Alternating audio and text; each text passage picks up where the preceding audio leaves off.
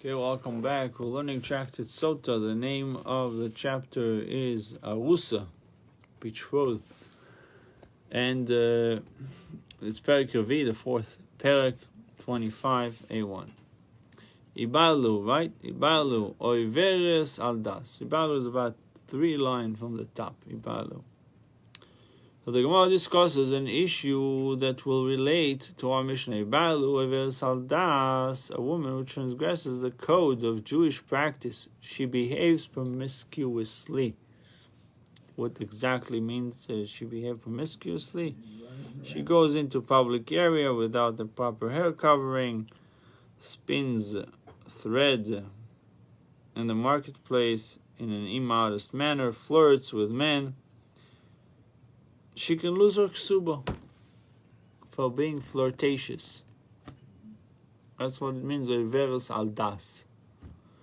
She needs a warning. You're going to lose your ksuba if you're continuing to behave promiscuously. Or maybe she doesn't need a warning. You behave that way, you're losing your ksuba if your husband decides to divorce you. Maybe we can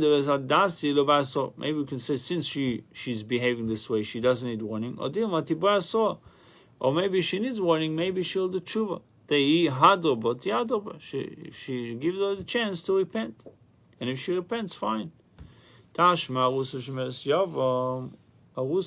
betrothed woman, and a woman waiting to her yavam. She's waiting to be remarried to the brother-in-law. Neither drink the bitter waters. They're not collecting ksuba.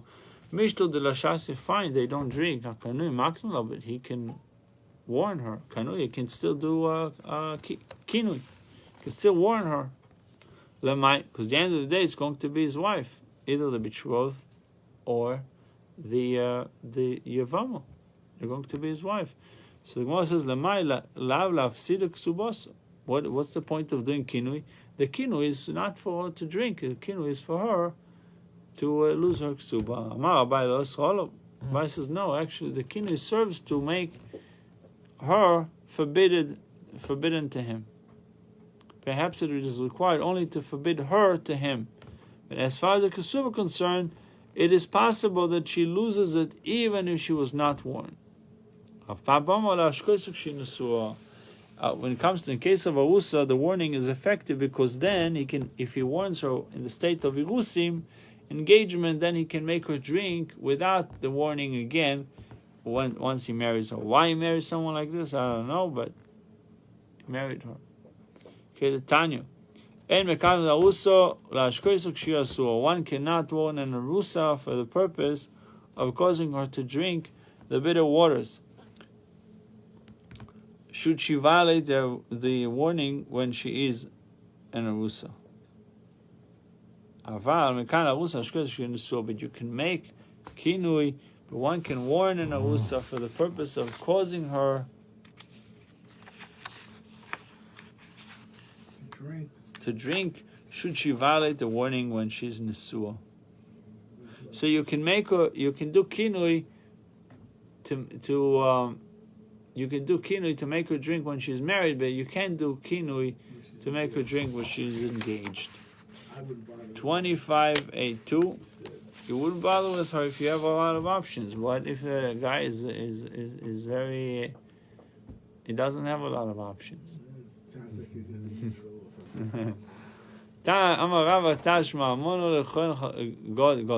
So this is a case of forbidden marriage because a widow is not allowed to marry a Kohen Gadol. What if they did marry a widow to a high priest? Divorcee to an ordinary Kohen. Mamzeres unesina leIsrael. Mamzeres unesina to Israel. Bas Yisrael mamzer. All these cases forbidden marriages. Lo ishoisus, they are not allowed to drink. They're not collecting tuba. Again, you can, maybe you're not drinking, but you can still do the kinui. And what the purpose of the kinui? If to forbid them on to the husband, they're already forbidden. They're already forbidden. So we see that the whole purpose of the kinu over here is to make her lose a ksuba.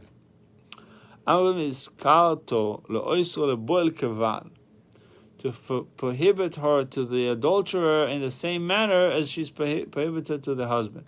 Because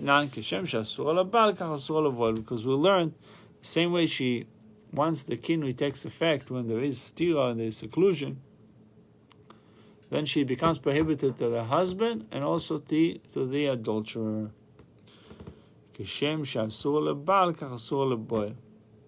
Just as she's forbidden to the husband, she's forbidden to the adulterer. Come and learn. These are the women that the court warns. One whose husband became deaf, mute, or deranged, or incarcerated in prison. So the Beis Din can warn the wife instead of the husband, and not for the purpose of giving her to drink. Rather, the warning is primarily being done to disqualify her from collecting her kesuba in case that she goes along with this affair. Learn from it that a warning is needed to deprive her from kesuba. Shmamina, indeed, conclude from it that you need, in order to disqualify someone from a woman from the kesuba, she needs warning. Why did all of them, the Amoraim who adduced different proofs, not cite a proof from this part of the Mishnah? Maybe in this case it's different because she doesn't have the ema, she doesn't have the fear of the husband, because he's not around physically or he's not around mentally. So she's not worried about it.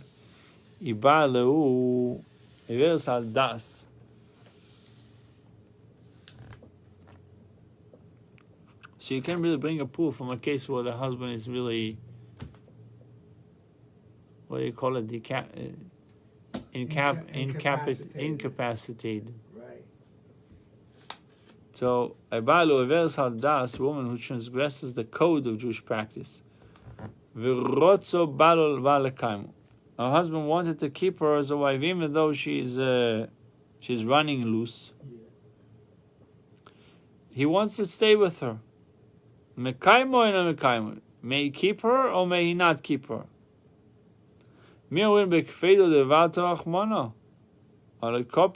So do we say that the matter depended upon the objection of the husband? What happened if the husband is not objecting to his promiscuous, running loose wife? In this case, he couldn't care less. He does not object. Or Dilma kevan the copied. Perhaps we say that since normally one does object to such behavior, he is treated as though he too objects to it. The Gemara attempts to answer this question. Tash, and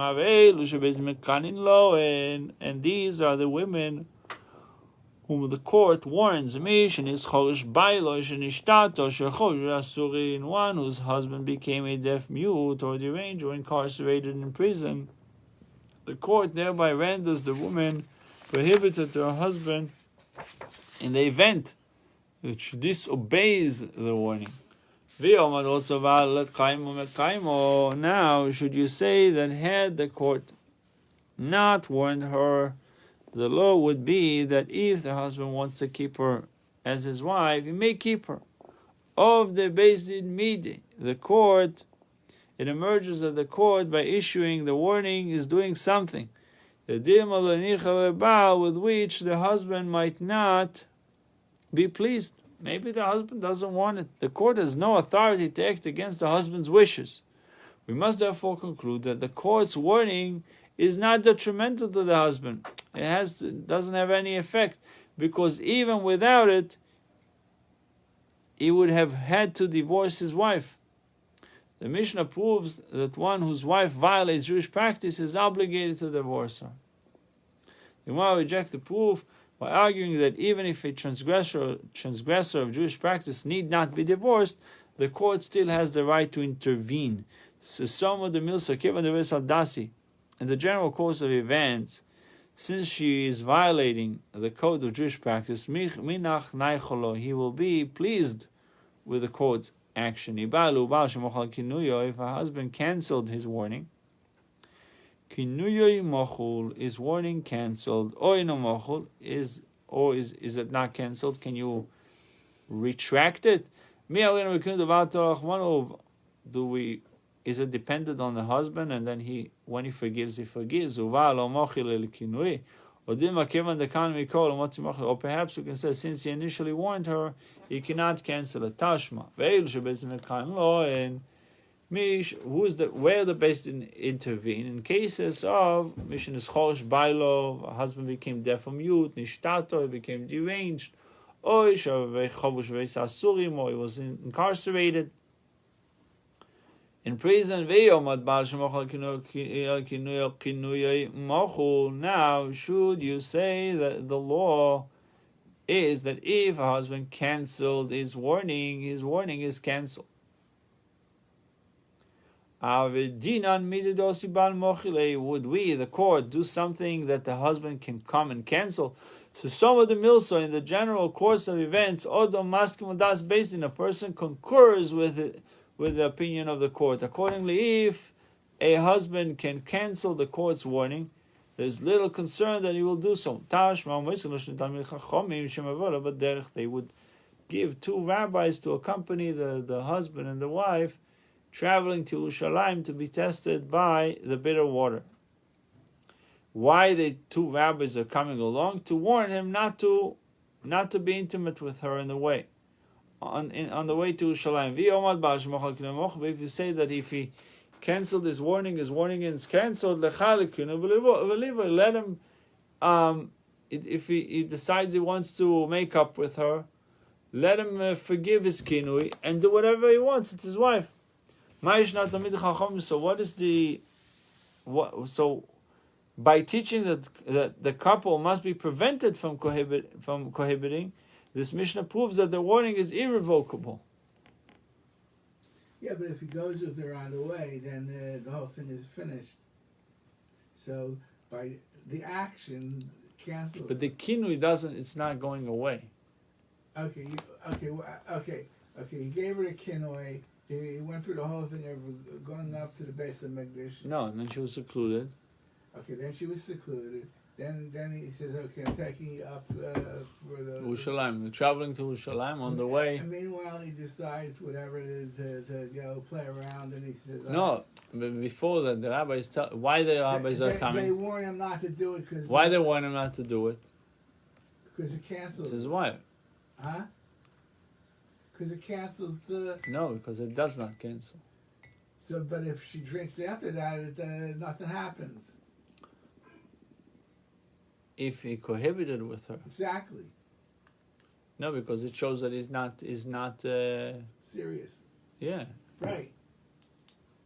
So why is not canceling the kinui? The kinui is always going to be there. Once he said it, that's it. Okay, so after the effect of it, the question of the effect of it. So what does it do after he cohabits with her? The water is not going to test her. Exactly. But then you say that the kinui is always there, even. No. I'm saying is that the kinui is. It says the Mishnah over here proves that warning is irrevocable. Okay, it's irrevocable. And that's why the rabbis are convincing him not to do it. Okay, let's see what goes on here. So then the one says, why does it have to be Talmidei Chachamim? Why does it have to be rabbis? Ma'ishna Talmidei Chachamim, the Gemire, we have to have people who are learned. Because if the husband wants to cohabit with his wife, they will tell him, cancel your warning, and then you may cohabit with her. So it says in 25, if the law is that the warning cannot be revoked, the couple would be forbidden to cohabit under any circumstances. In that case, there will be no need for an escort consisting specifically of Torah scholars, since anyone can serve as a mere chaperone. But if the warning can be revoked, there would be a need for Torah scholars who know this law. Then if the husband seeks to cohabit, they would have the knowledge to tell him to revoke the warning first. Hence, by specifying Torah scholars, the Mishnah indicates that the warning is revocable. This, according to this opinion. However, even this interpretation of the Mishnah is not compelling. Accordingly, the Mishnah cannot be used to support either side of the Gemara's question. It's a teiku, basically. I learned three things from Zeira, the men of Yerushalayim. A husband that cancels his warning is cancelled. It's revocable according to Zeira. And rebellious sage from the high court, if the high court wishes to pardon, he is pardoned. They may pardon him. And a son, rebellious son, whose parents wish to pardon him. When I went to my friends in the south, they agreed with me on the case of a woman, in the case of Ben Ser, but not in the case of sage. Because it could proliferate machlokes, disputes in the Jewish people. From here we'll learn that if the husband cancelled his warning is cancelled. Indeed, learn from this lesson from it. So that's really the conclusion of this. Ravina disagreed about it. Two opinion whether it's one says before stira, before seclusion, his warning can be revoked. He can forgive his warning, and one says that if after stira, after the seclusion, she's locked in. That's it. It's not revocable. It makes sense. The Gemara says it makes sense in accordance with the one who said that it is not cancelled.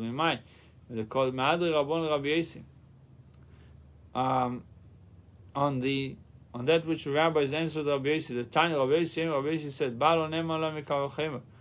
the husband is trusted not to cohabit with her, as is evident from this kal v'chemer. If in the case of Anida who is prohibited on pain of chores, her husband is trusted with her Sotah she belav lekol sheken. In the case of Sotah, Nida is chores. Right. And nobody puts two rabbis in your house to make sure you're not cohabiting with Anida, and the penalty is chores. Yeah. With her, it's just a love. Negative. A kol sheken should not be certainly trusted. We should trust the husband also. Why do we need rabbis to accompany him? Amru loy loy. And said to him, no, it's different. Nida is different. Why sheken shloiter? He knows that in a week or 2 weeks she'll be permitted to him. Right. He says maybe it'll be the last time. Right. So it might be more attracted. But if he said that after seclusion it is cancelled, you find that a Sotah also has a time when she will be permitted. Right? If after stira, she can be permitted. According to at least one opinion. If he wants, he can always cancel the warning and go about his day. Go along with it. Learn from this is the conclusion. After stira, it's not machul. So the Gemara says if their husband died before they drank the bitter waters, according to Bet Shammai, although a widow does not drink the waters, she collects a ksuba from the husband's estate. But Beis Hillel rule that she forfeits the ksuba if she doesn't want to drink. Why? What's the machlokes between Bet Shammai and Beis Hillel? Bet Shammai says Bet Shammai says a debt. Ksuba is like a debt. It's almost like a lien against you. And according to Beis Shammai, if you have a shtar, it's as if it's collected already. a debt in a document that awaits collection is regarded as though it is already collected. According to this rule, the wife is already in possession of the properties recorded in her ksuba. Hence, if the husband's heirs seek to deprive her of those properties, the burden of proof is on them. She is already in that possession. She is holding on to it. You want to take it out of me? You have to bring a proof. And what is the proof? Go drink the water. She can tell him the husband is not around. I'm not drinking the water. Go fly a kite. Beis Hillel hold shtar. She says just because you have a shtar doesn't mean it's in your possession yet. It's not considered in your possession. Therefore, the heirs don't have an obligation to bring a proof. Consequently, the widow is not in possession of the properties recorded in her kesuba. She cannot collect them unless she proves her claim that she was not defiled. Muberes Chavero, the case of the pregnant ex-wife of one's fellow, meaning someone was married, his wife got pregnant, then he died, then the pregnant wife married another person. That's called Muberes Chavero.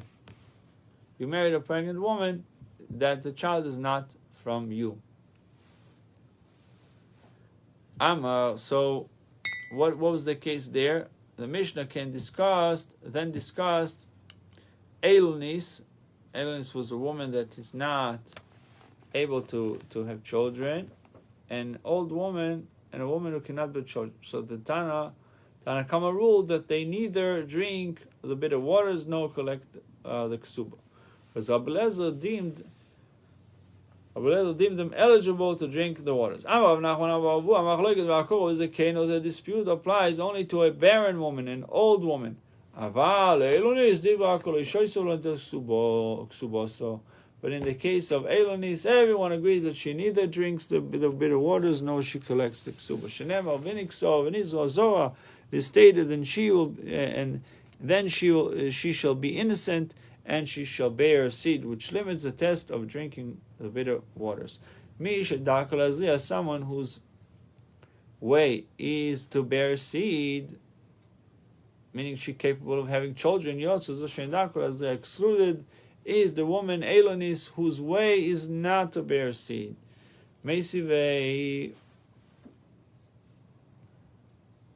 So there's machlokes b'akor zakenu, but in a barren woman and elderly woman. But Elonis, everyone agrees that she's not drinking, not taking ksuba.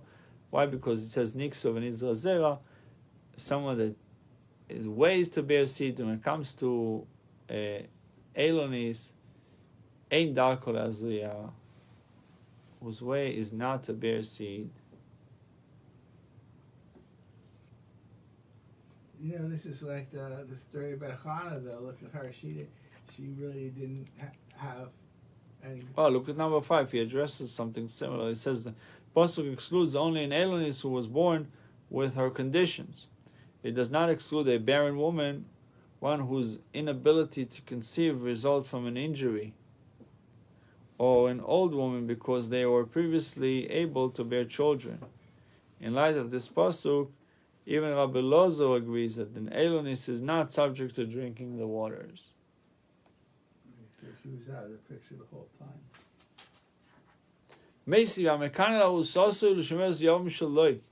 If one warns his arusa or his woman awaiting the yavam not to seclude herself with a certain man, the law is that if she became secluded before he fully married her, meaning the seclusion happened while she was engaged, she is not drinking nor collecting of ksuba.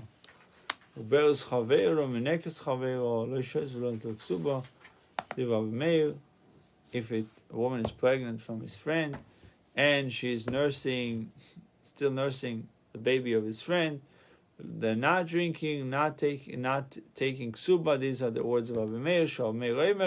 Rabbi Meir says, you should not even marry the pregnant ex-wife of his fellow or the nursing ex-wife of his fellow. And if he did marry, he should divorce them and never take them back. But Chachamim took more of a lenient approach, and he said you need to divorce her if you married her when she's pregnant, or if you married her while she's nursing, you need to divorce her, and then you can remarry her when the right time comes, when she's no longer pregnant or when she's no longer nursing. Buchim Tiyu, we'll try to catch up with you again at tonight about 7:30. Maybe we do halacha. We'll do halacha. We'll do halacha shortly.